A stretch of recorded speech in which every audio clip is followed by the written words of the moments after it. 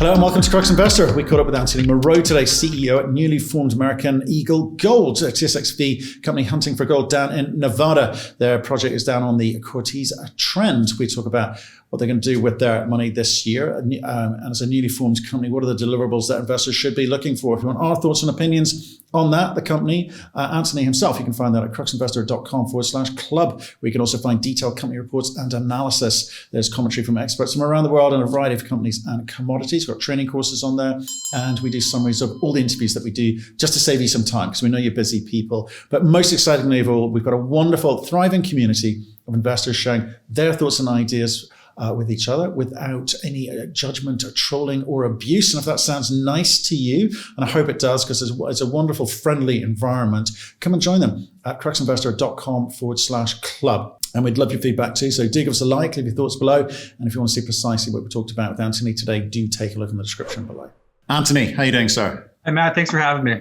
Well, thanks for joining us. You only listed yesterday, so relatively new, just out of the starting blocks. How was it?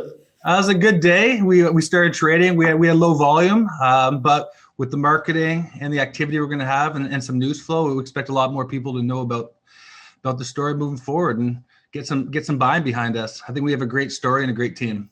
How's the actual process of going public? Is that quite stressful, or is it a breeze because it's an established formula?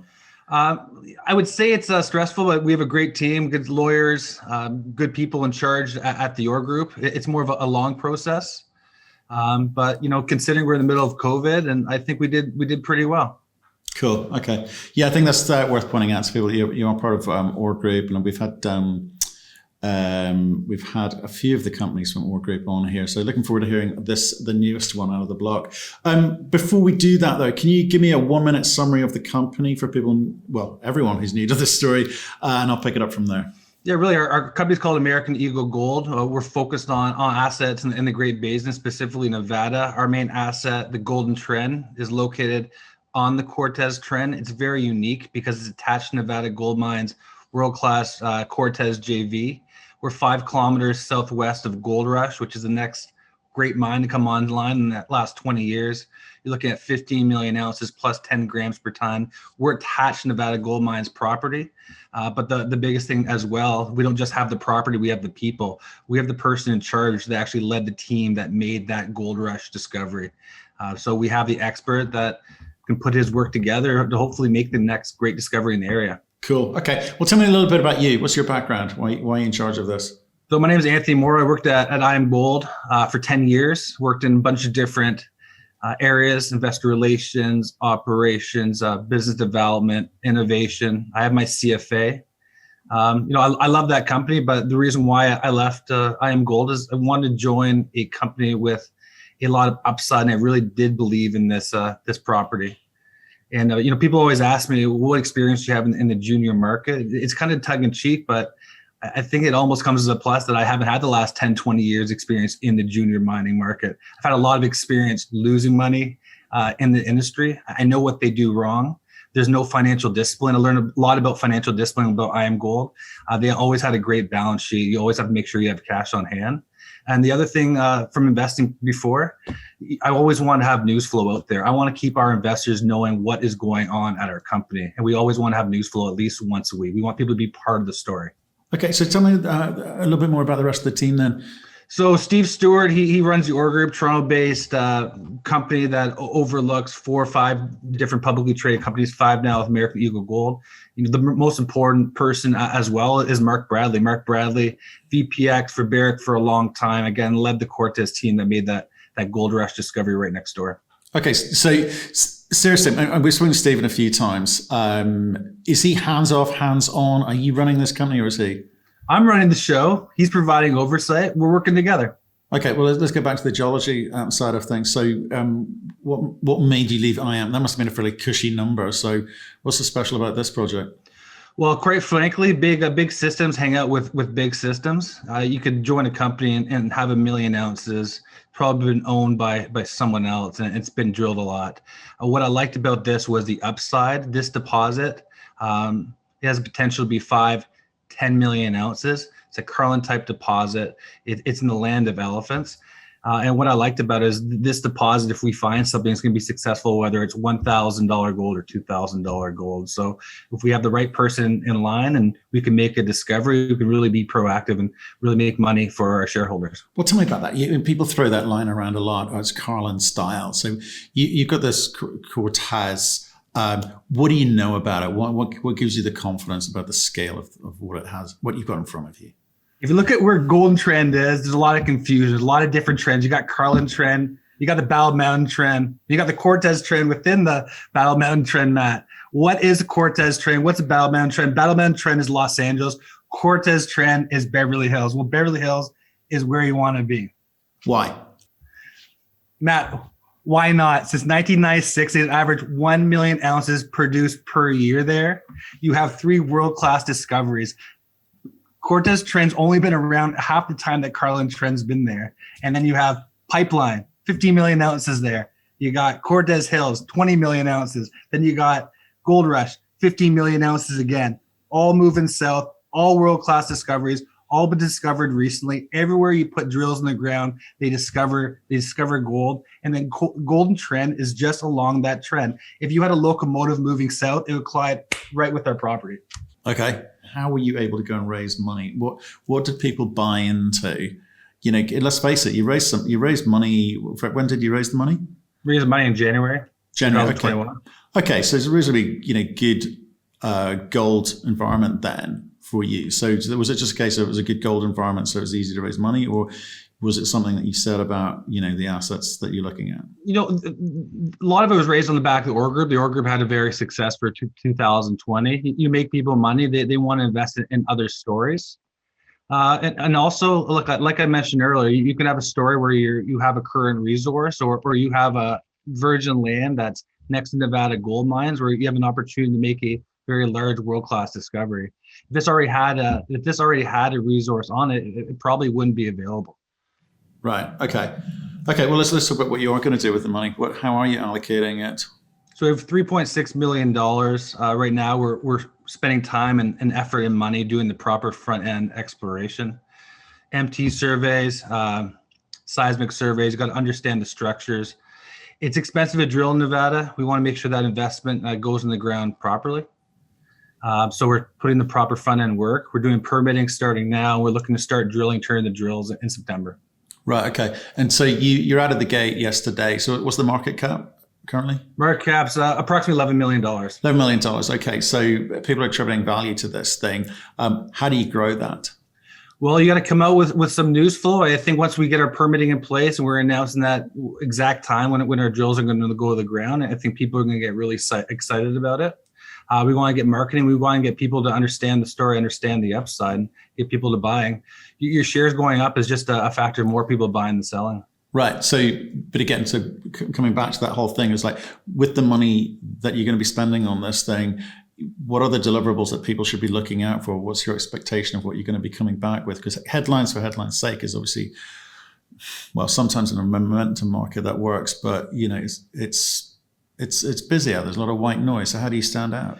Well, quite frankly, I want to stand out. I want people to understand exactly where their investment is going. People spend, 10 days trying to figure out what kind of camera to buy, but they don't know what an MT survey is. They don't know what a seismic survey is. So what I want to tell people is I want to educate what these things are. Why does a seismic survey cost $100,000? Why does it take a month to do? And what does it show you? It helps you, a seismic survey, just to let you know, think of sound imaging, think bats, helps you understand the structure that's in the ground, and MT survey and lets you understand what type of rocks are down there. Combining those two together, you can aim into the right area to hopefully hit mineralization. Now, what's interesting, before I told you there's a lot of shallow drill holes that were put in the ground. Next to no work was ever done. There was next to no front end exploration work. People did their last drilling based on a map that wasn't even correct. There was never any MT surveys. There's never ever any seismic surveys. There's no geochem analysis. It was just wildcat drill holes.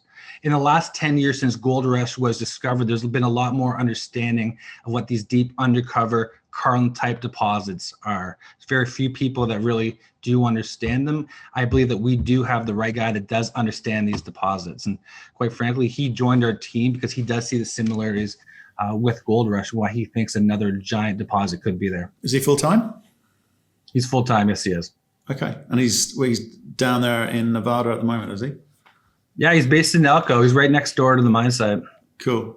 And who's he working with? What's the rest of the team looking like for him? So he's by himself right now, and he's hiring a contractor and someone else to work. But that was just front end work, getting all the data together. Another person that's very helpful for us, his name's Dave Shadrick. Dave is a director for our company. He's the individual who's owned this land. He's had it since the mid '80s. He understands the land. He's been very frustrated that no one's put in the proper time or effort to really find this discovery that he also believes is there. So together with Mark Bradley, who understands the structure and the type of rocks and how to make a world-class discovery, you have a guy, Dave Shadrick, who's owned the land. He's head of the Mineral Exploration Coalition. He knows how to get permits. And together, I think they'd be a formidable team. Okay. Management and insiders are 44% of this. I think it's just by dint of the way that Stephen set it up. Have you put money into this thing? I have. Like meaningful to you, or? Well, meaningful to me. I bought 1 million shares last year at the summer raise, so that's $100,000. So for myself, at 37 years old, that's a big chunk. And I did that before I became CEO. I really did believe in the property. So yeah. Okay. There's no free shares we're giving out to anybody. Yeah. No, I know that from conversations with Stephen. Says that's impressive. Okay, so. Your game plan on your $3.6 million is to spend it all in the ground, low G&A, and hope the market pays attention. Yeah, exactly. Our budget's going to last us well into 2022. So our first understanding right now is we want to understand the structure. We want to get into those lower plate rocks, and during the phase of exploration, we want to target ourselves into a high probability area where we can hit mineralization. Hopefully find a system that will become the next gold rush. Okay. So what do you think you need to achieve at the end of this year to look back and go, well, that was a success? What are you going to deliver into the marketplace? There's a lot of companies out there that say they're going to do things and you don't understand, and there's no news flow. I think a big success is coming out with news every week to keep investors up to date on what's going on with the story. And you can keep investors holding on to their shares, but really we're going to give a plan and we're going to follow that plan. And we're going to do the best that we in our ability to be successful. I always get asked, it's finding a gold deposit, it's like finding a needle in the haystack. Well, everyone that's investing in these junior companies know the risks that are there. My job is to make that haystack as small as possible. And how we did that, we have a property that's next to big systems, and we have the person that helped make that same discovery in the area. We want to give people the highest chance for success, but we have a lot of torque. If we make a discovery, there's a 5 million ounce, 10 million ounce, 15 million ounce deposit. With a $10 million market cap, you can understand the upside if we actually do hit something. So success is succeeding on our timelines, succeeding on our budget, and starting to turn drills in September. In terms of our drilling campaign, obviously we want to hit mineralization. We expect to hit mineralization, but a big success really is to go into the lower plate rocks to really start understanding the stratigraphy that is down there, to further understand the architecture, so that round 2 we can really vector ourselves in a very high probability area to drill for gold. Okay. Are you full-time on this? I am full-time. You're full-time. Okay. Great. Well, so I guess stay in touch. Let us know what happens next when you start spending this money in the ground. You're talking about regular communication with the market in terms of letting them know. So what is that next thing that we're looking for from you guys? I know it's day 2, it's early, but you've got a plan, right? Yeah, we do have a plan. So every Monday night, we're going to come out with either a news release or a 5-minute vignette on our website. So we're going to show, for example, next week, we're going to show Mark Bradley, who's our VPX. He's going to explain a bit what is front-end exploration. We want to educate the markets about junior mining, about our company, then tie that into what our plan is. Okay, I like that. And that's quite frankly, if you got friends, I have friends investing in the company. And why do they invest? They have the fear of missing out. They don't want to see their friend make a lot of money and then miss out. We want to do the same thing with the shareholders. We want them to be friends with the Ore Group, friends with American Eagle Gold, understand the story, hold their hand along the way, and really be part of the story and get shareholder return along the way. Beautiful. I like that. Okay, stay in touch. Let us know how you get on, okay? Thanks a lot, Matt.